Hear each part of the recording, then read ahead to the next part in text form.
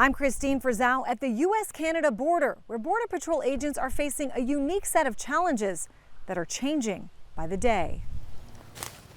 A walk along the northern border of the United States, and it becomes abundantly clear it bears almost no resemblance to its southern counterpart. It's whack-a-mole, like they're here for a couple months and then they move. Those tasked with protecting the region study patterns of those who enter the country illegally. This is a layup spot. Since the border here is practically invisible, no wall or fence, or even a clear demarcation, other than these mini monuments, which stand guard amid lush summer foliage.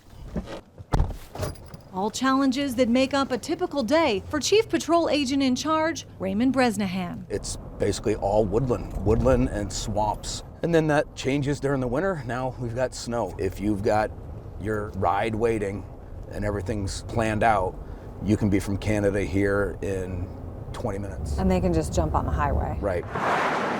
The border with Canada, more than 5,500 miles, more than twice as long as our border with Mexico. We have significantly less resources than the southern border has to patrol 2,000 miles of border between the United States and Mexico. Robert Garcia is chief of the Swanton sector, the busiest sector in the north. While they rely heavily on technology, his agents lack even basic roads to drive cars on to patrol. This is the busiest location on the northern border for flow of illicit goods and contraband. Are we talking about drugs and guns and? Yes, drugs, guns, people, any commodity that the criminal organizations can make a profit. The northern border, also the site of an alarming trend. More than 1,200 people on the terror watch list encountered at ports of entry in the north during the past 4 years, compared to just over 300 at the southern ports. What does this tell us that all these terror suspects are coming through in the north? It's the easiest entry. The most dangerous people in the world are finding the easiest way to get to America. And they're saying, I'm not going to get down and wade through a river, or I'm not going to have to cut through barbed wire.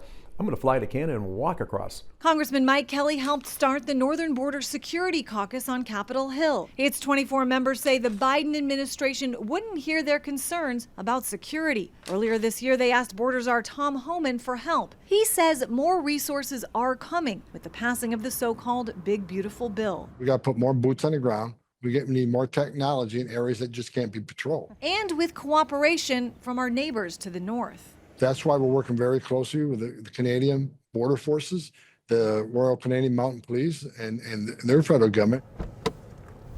Resources welcomed by those on the front lines. This was getting hit hard for a while, but then we deployed our technology and now they moved somewhere else. For Spotlight on America, I'm Christine Frizzau. The man accused of attacking a journalist at an immigration protest made his first court appearance today. 33-year-old Jeremy Lawson faces a possible felony assault charge for the June incident involving a conservative independent journalist who says he was targeted for filming the event. KOMO's Karina Vargas was in the courtroom today and has new details on what happened.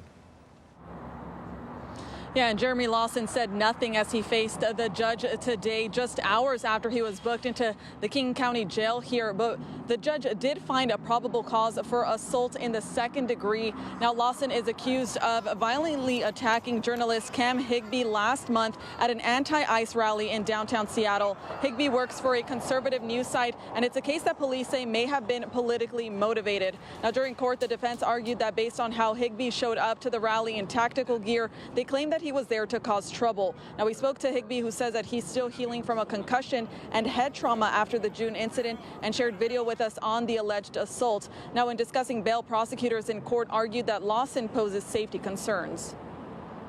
When you have assault allegations, you've got to show that you have a concern for safety. And based on what we have from police so far, prosecutors made that argument in court today, and that's why there was the ask for the $75,000 bail. Now, Lawson's defense claims that there isn't enough information on the interaction that happened before the alleged assault. We took a look at Lawson's criminal history, which records show that he was arrested in 2019 and pleaded guilty in Everett to criminal trespass and resisting arrest. Now, the judge set Lawson's bail to $75,000, and prosecutors say that charging decisions are expected tomorrow afternoon. But for now, reporting live in Seattle, Karina Vargas, KOMO News. I'm Kayla Gaskins in Washington. President Donald Trump leaving open the possibility of designating certain agitator groups encouraging violence against officials as domestic terrorists. The Trump administration's crackdown on illegal immigration spurring protests around the country. Some of those turning chaotic and even violent. In Southern California, rocks thrown at ICE agents last week, sending one to the emergency room. And this scene playing out on a bridge connecting northern Kentucky to Cincinnati. And in Seattle, protesters blocking off streets and starting fires. If you throw a stone at an ICE vehicle or an officer, those days are over. They're going to get out of the car.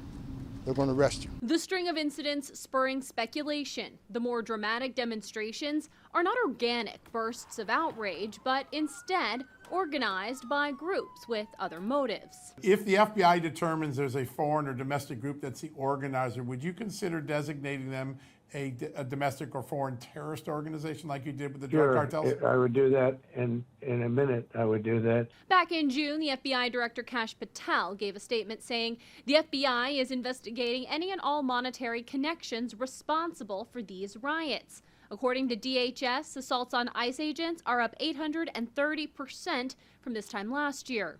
On Thursday in Dallas, an illegal migrant trying to escape ICE sped away in a van, dragging an ICE agent nearly a block. The men and women of ICE are heroes. They are putting their lives on the line every day to get the worst of the worst. LA Mayor Karen Bass doesn't agree. People have been terrorized and terrified. These masked men without uniforms, unmarked cars, no license plates, jump out of cars with guns and just snatch people and detain them off the streets. There are currently more than 56,000 migrants in ICE detention centers. More than half of those either already have criminal convictions or have criminal charges pending, according to Customs and Border Protection data. In Washington, I'm Kayla Gaskins.